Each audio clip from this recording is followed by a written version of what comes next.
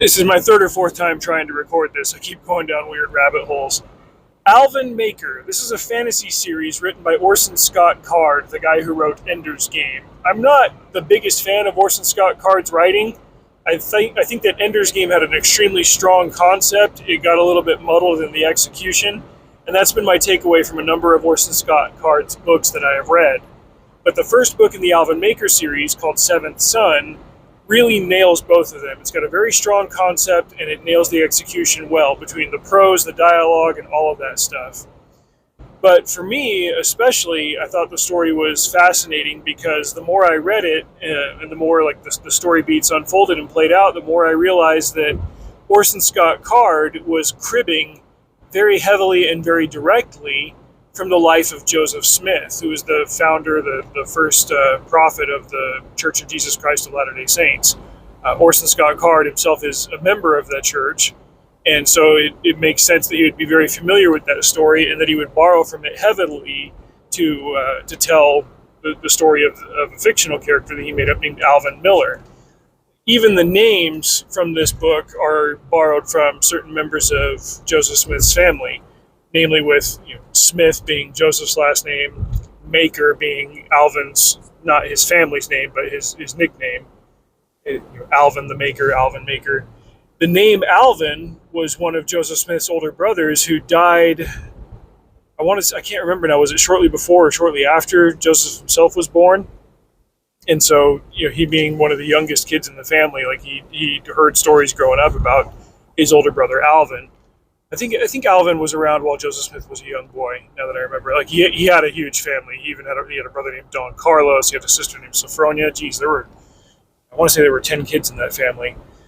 But when Joseph Smith was very young, he got an infection that affected one of the bones in his leg, and like the infected bone had to be cut out while he was conscious for it. Like it was a big deal, and there was a similar element in the Alvin Maker book in the Seventh Son.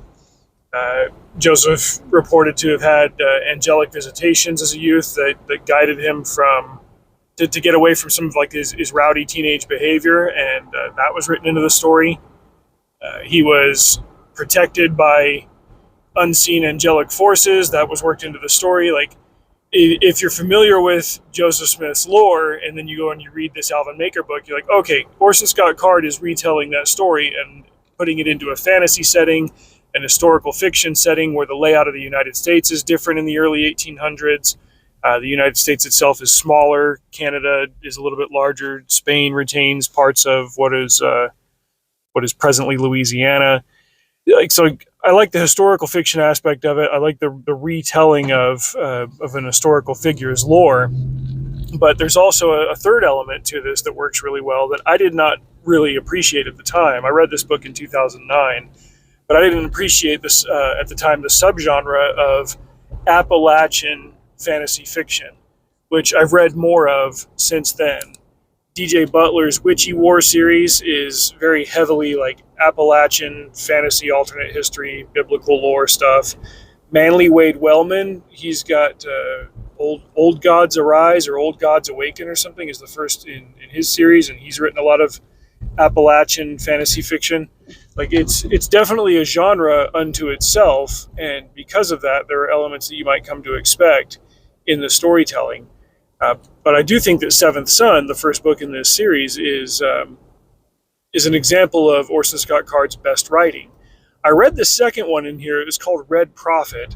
I didn't enjoy that one as much, and I never got around to finishing the rest of the series, but everybody I know who has read it has been very high on it. There are 6 books out, and because the number 7 is meaningful in this world, I guess the plan is to eventually write a 7th, but the 6th one came out in 2003, and allegedly the 7th one is still in progress. As far as I know, Orson Scott Card is still writing and still publishing, but he's got a million other projects going on, and he still writes an Ender novel every couple of years, it seems like. So I don't know what the timetable is for getting this 7th one out. I assume it'll happen eventually. But I guess this is a signal from the cosmos saying, hey, you're thinking about this, your friends are suddenly talking about this, maybe get around to rereading the Alvin Maker books. So I think I'll check that out. I do also want to read the rest of those Manly Wade Wellman books, and I've put DJ Butler's Witchy series on my like long form reading and essaying list. Like I'm kind of like what I'm doing with the Silmarillion, though it won't be like a chapter by chapter as detailed thing. But I've come to appreciate this genre in the years since I last dabbled with it, and I want to get to know it a little bit better. Speaking of the Silmarillion, I've got just a couple of chapters left, and man, Tolkien writes tragedy really, really well, and he writes profundity in a way that a younger me wouldn't have been able to appreciate. But taking it in the context of his life and his larger legendarium, his the mythos that he was crafting, I just, man, like if he set out to write a fall, he was definitely writing a fall. The common theme throughout all of the tragedies that he's written in the Silmarillion is that there was always one enemy, Morgoth, and he was a monolith unto himself.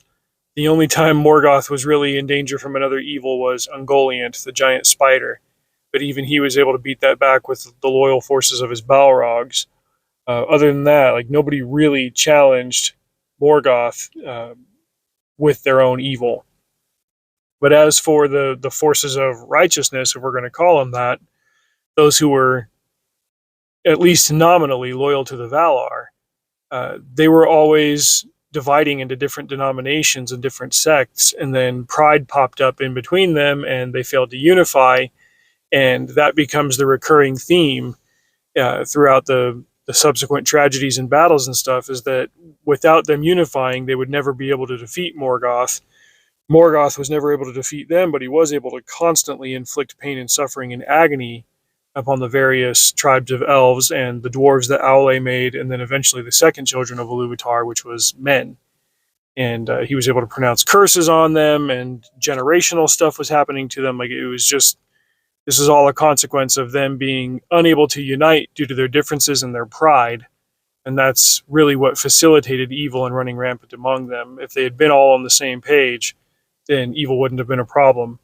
But that's at the core of what their fall is and what it continues to be as I read this story. It's nice to be able to appreciate things for what they are. Anyway, continue reading the 5-minute Silmarillion pieces over on the Cracker Stack, and as I work the ALVIN Maker books into my reading over the next couple of months, maybe the next year, just stay tuned to the channel for my summaries on those. Hey, thank you for watching that. Did you know that I'm also an author? You can check the description for a link to my book, Mr. Friday. It's set in a future where Black Friday is militarized and televised, and the best Friday fighters end up getting sponsors and backing, but it just so happens that the very best of them actually wants to take the holiday down. When he's approached by a couple of other like-minded fighters, he jumps at the chance, and it goes haywire from there. This is a short novella, and it's available in ebook format for just 99 cents. Drive safe. See you out there.